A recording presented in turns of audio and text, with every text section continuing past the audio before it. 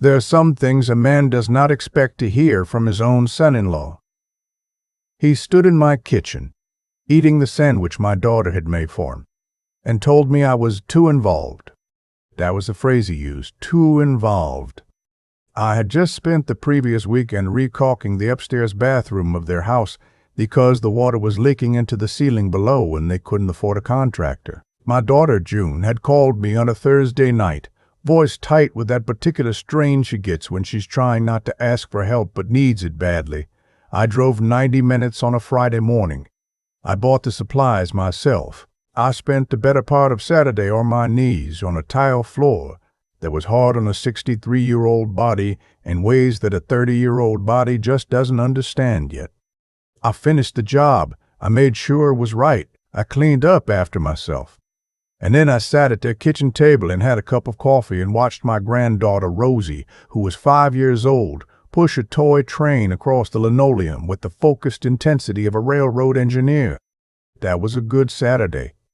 The following Tuesday, my son-in-law, whose name is Tanner, sent me a text. Not a call, a text. We appreciate the help, but I need you to understand that June and I are trying to build our independence. When you come over and fix things, it makes June feel like you don't trust us to handle our own home.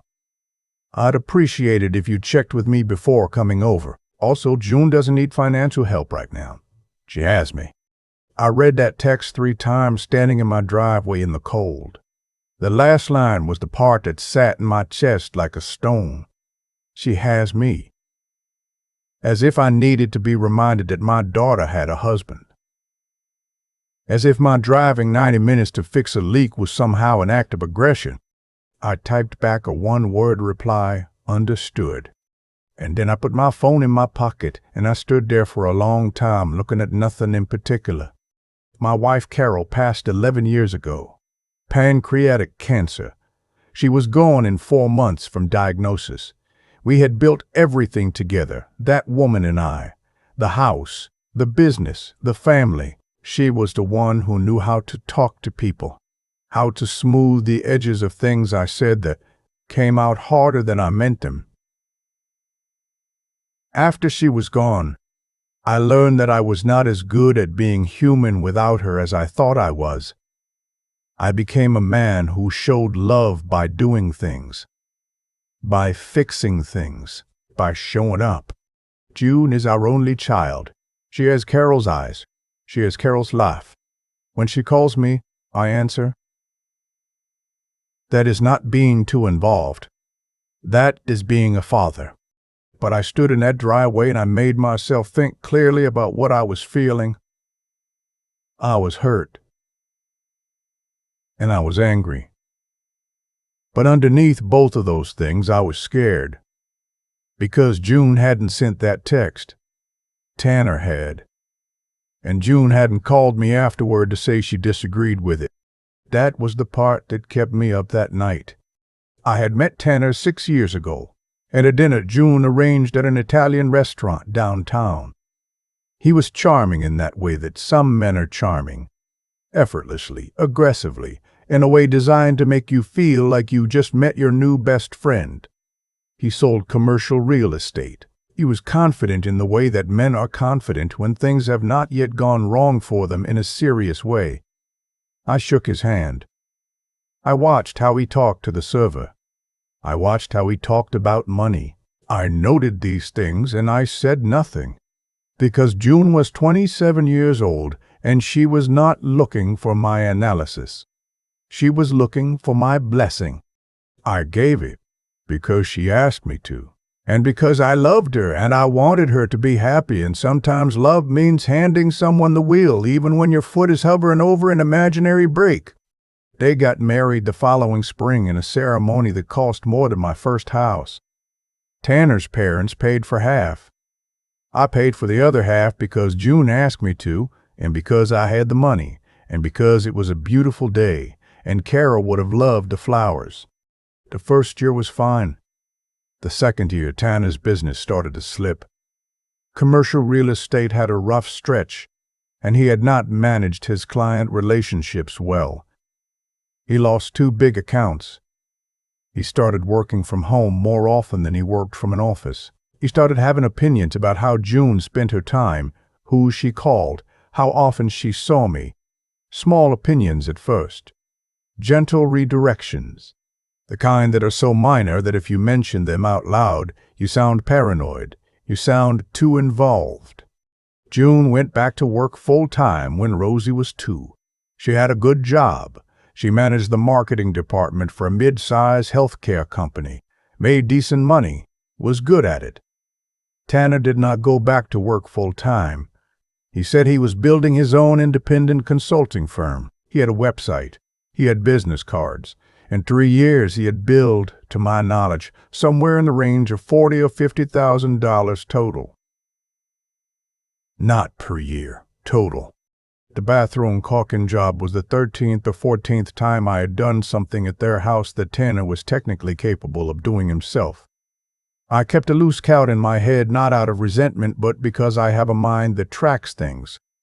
It is a contractor's mind. I spent 35 years in commercial construction. I know what things cost. I know what they require. I know the difference between a man who cannot do something and a man who has decided not to. Tanner had decided not to. After I received his text, I did exactly what I said I would do. I stopped coming over uninvited. I stopped offering to fix things. I stopped sending June money when I noticed she sounded stretched thin on the phone. I responded to texts in a day instead of an hour. I pulled back the way you pull your hand back from something hot. And I waited to see what would happen. What happened over the following 4 months was this. The gutters filled with leaves and the water started pooling against the foundation. One of the kitchen faucets developed a drip that turned into a steady run. June's voice on the phone changed. She started measuring her words around me, the way people measure words around someone they're not sure they can trust. Rosie, when I saw her at Thanksgiving, was quieter than usual. She sat in my lap at the dinner table, and she held onto my arm the way a child holds onto something when they feel uncertain of the ground. I'm not a man who cries easily. I cried in the truck on the way home from that Thanksgiving. I called my old attorney, a man named Webb, 2 days after Christmas. Webb handles estates and family trusts. I've known him for 20 years. We had lunch at the same diner we always go to, the one on Merchant Street that still has the laminate menus and the bottomless coffee. He asked me what I wanted to do. I told him I wasn't sure yet, but I told him to start thinking about it. January was cold and long. I drove past June's house once on a Tuesday afternoon without stopping. I don't know what I was hoping to see. The gutters were a mess.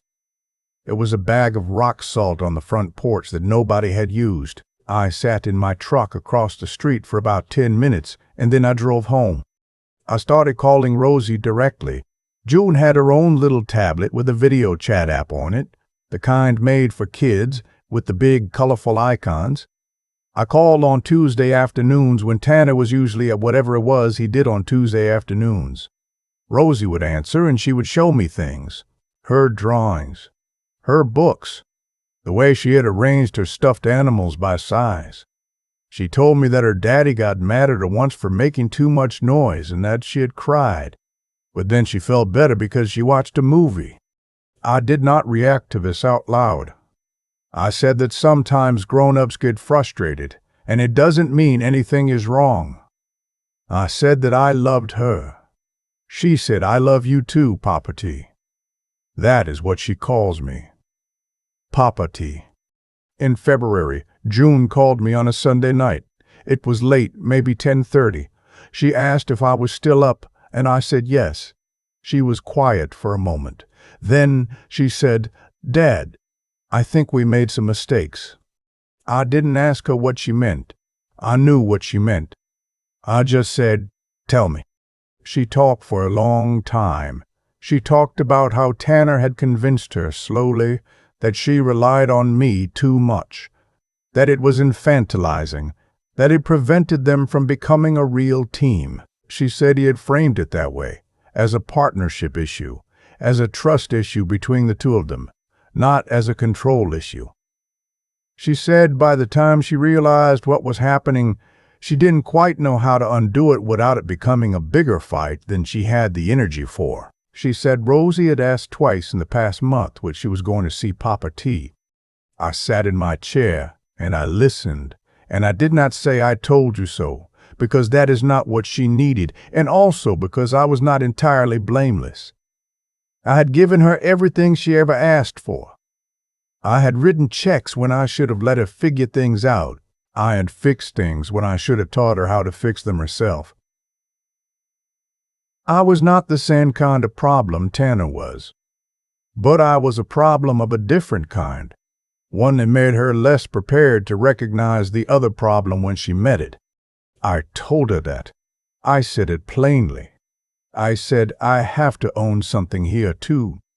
I made it easy to need me and hard to not need me, and I thought that was love.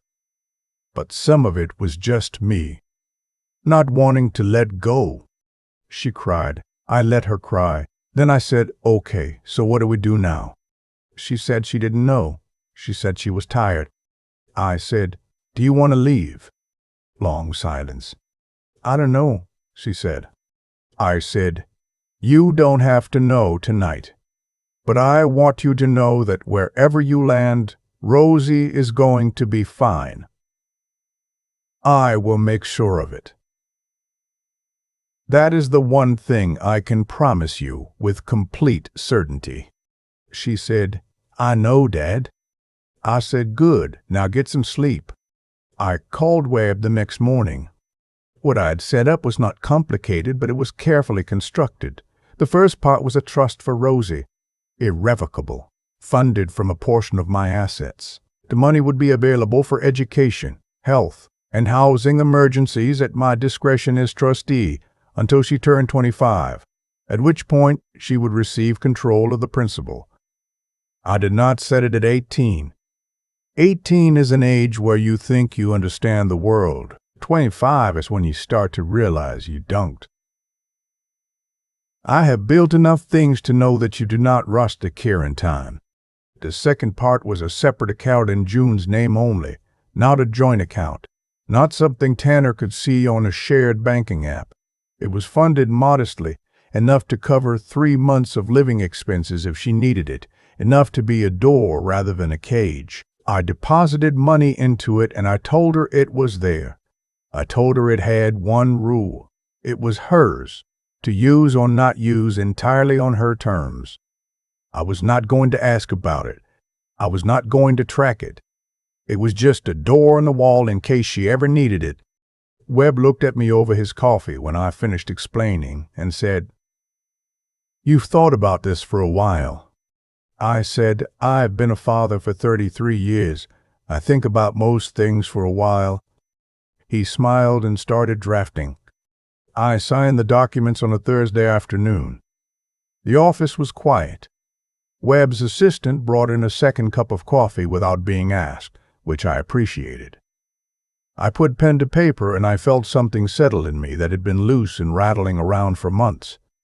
Not resolution exactly, more like foundation, like I had stopped standing on uncertain ground and poured something solid beneath my feet.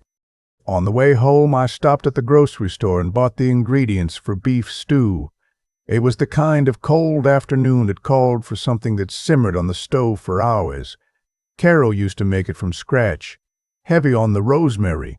I have her recipe card in a box in the kitchen cabinet, handwritten, a grease stain in the upper right corner. I make it about once a month from October to March. I was browning the beef when my phone rang. It was Tanner. I let it ring. He called twice more that evening. I did not answer. He sent a text that said, We need to talk. June tells me you've been speaking with an attorney. I typed back, Whenever June would like to talk, she knows how to reach me. Have a good night. He called one more time at 10:15. I was already in bed. I turned the phone face down and went to sleep. The conversation with June happened on a Saturday in person.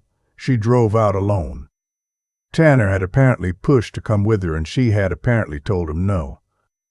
I do not know what that conversation sounded like. I know that she arrived at my house at 11 in the morning in a coat I hadn't seen before, and she looked tired in the specific way that people look tired when they've been having the same argument for weeks. I made coffee. I put out the good cups. We sat at the kitchen table. She asked me about the attorney. I told her.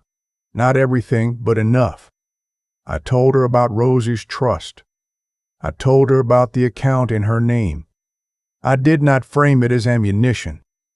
I did not frame it as proof that Tanner was wrong and I was right. I told her that my job was to make sure she and Rosie were protected regardless of what happened, and that this was the most practical way I knew to do that job.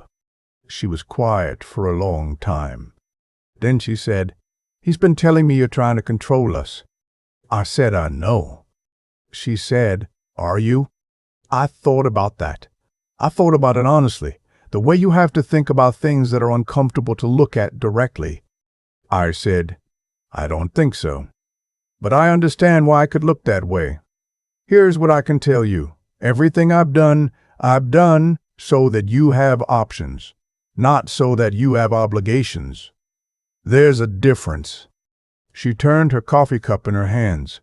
Outside the window, the yard was brown and bare, and the maple tree Carol planted the year we moved in was just beginning to show the first faint green at the tips of the branches. She said, "Rosie asks about you every day." I said, "I know. We talk on Tuesdays." She looked up at me. Something crossed her face that I can't fully describe. Relief, maybe. Or the recognition of something she had needed to hear. She said, "I need some time." I said, "Take all of it you need." She nodded. She finished her coffee. She stood up and she hugged me for a long time in the kitchen, the way she used to hug me when she was small and something had scared her. I held on. I did not say anything. Some things do not need narrating. She left around 1. I watched her car go down the driveway. Then I went back inside and put on my work jacket and went out to the garage. I had been restoring a rocking chair. It belonged to my father, a battered thing with a cracked back rail and missing a spindle on the left side. I had been putting it off for years because there was always something more urgent, but I had started it in January, when the nights got long and I needed something to do with my hands. I sanded the back rail. I fitted the new spindle, which I had turned on the lathe myself from a piece of poplar that matched the original as close as I could get it. I dry-fitted everything, checked the joints, made sure the angles were right. It's a particular feeling when something fits the way it's supposed to. There's no drama to it. Nothing announces itself. The piece just settles into place, and you know. You know without having to measure it again. I thought about Tanner moving through his days right now. I thought about what it must feel like to be a man who has organized his life around control, and then discover that the things you thought you controlled were never really yours to hold. I did not feel satisfied about that. I felt something closer to pity. A man who only knows how to take is a man who will eventually run out of people to take from. That is not a punishment I inflicted. That is just arithmetic. I thought about June, driving home on the highway right now, thinking whatever she was thinking. I thought about Rosie.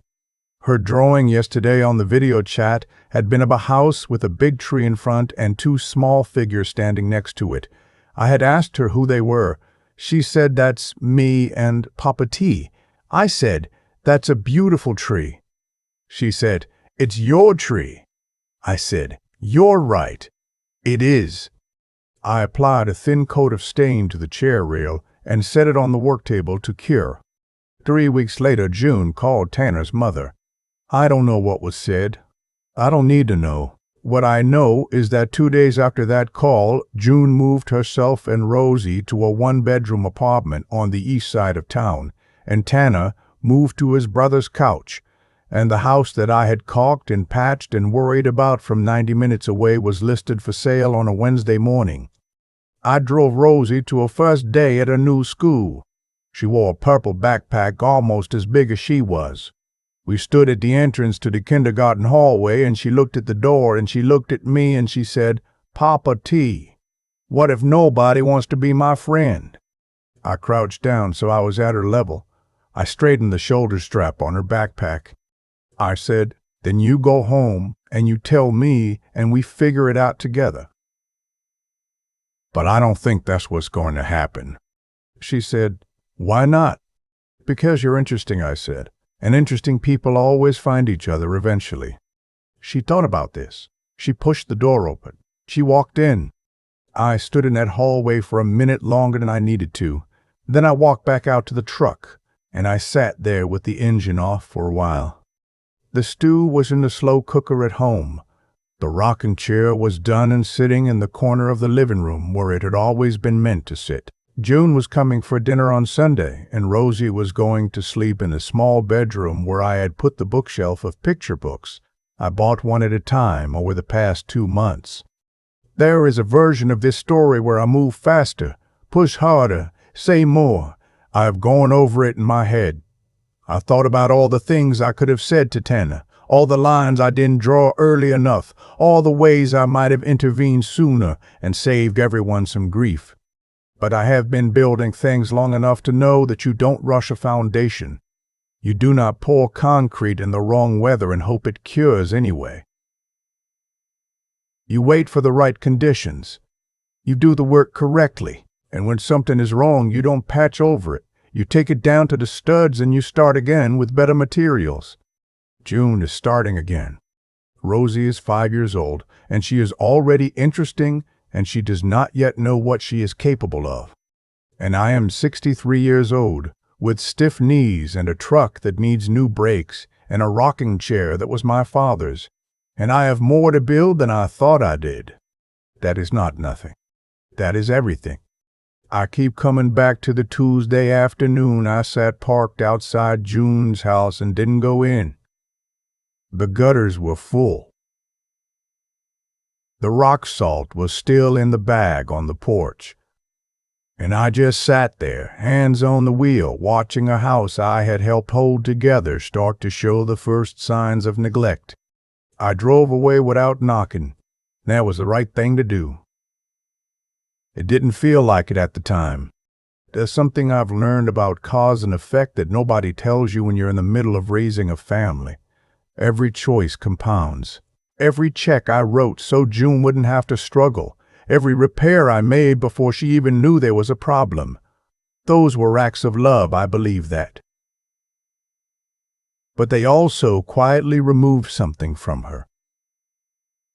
They removed the experience of figuring it out herself. And a person who never figures things out for themselves becomes a person who is, in some ways, easier to convince that they can't. Tanner didn't build that vulnerability in June. I helped build it, slowly. One act of generosity at a time. Owning that was hard. It's still hard. But I think honesty about your own failures is one of the most important things a person can practice. Not the performative kind, not the kind you announce to get credit for being self-aware. The quiet kind, the kind where you sit alone in a truck outside a house and you admit to yourself that you are not entirely innocent in how things got here. That kind of honesty takes something out of you. It also builds something in you that can't be bought or given. June showed more of that quality than I expected when it mattered. She called me on a Sunday night and she said, "I think we made some mistakes." Not he made mistakes, we. That took something. That took the ability to look at a painful situation clearly instead of looking for someone to blame entirely. That is a particular kind of intelligence. Not the kind measured on a test, but the kind that lets you read a situation honestly when the honest reading is uncomfortable. She had it when she needed it. I don't think she was born with it any more than any of us are born with it. I think it gets built through difficulty. Rosie is 5. She pushes toy trains across the floor with the seriousness of someone who believes the job matters. She held my arm at Thanksgiving the way children hold on to things when the ground doesn't feel steady. She asked me if anyone would want to be her friend on the first day at her new school. She walked through the door anyway. That last part, walking to the door anyway,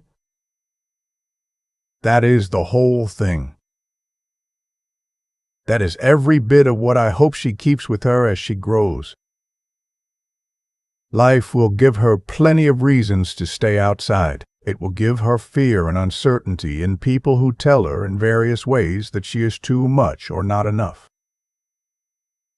What I want her to have, and what I intend to spend whatever years I have left helping to build in her, is the ability to feel all of that and still put her hand on the door. I bought a shelf full of picture books for the small bedroom before she ever slept in it. I turned a spindle on the lathe to match the one missing from my father's rocking chair. I make beef stew from Carol's recipe card once a month through the winter. These are small things, but small things done consistently over a long time are how everything that lasts gets built. That's all I know how to do. That's what I intend to keep doing.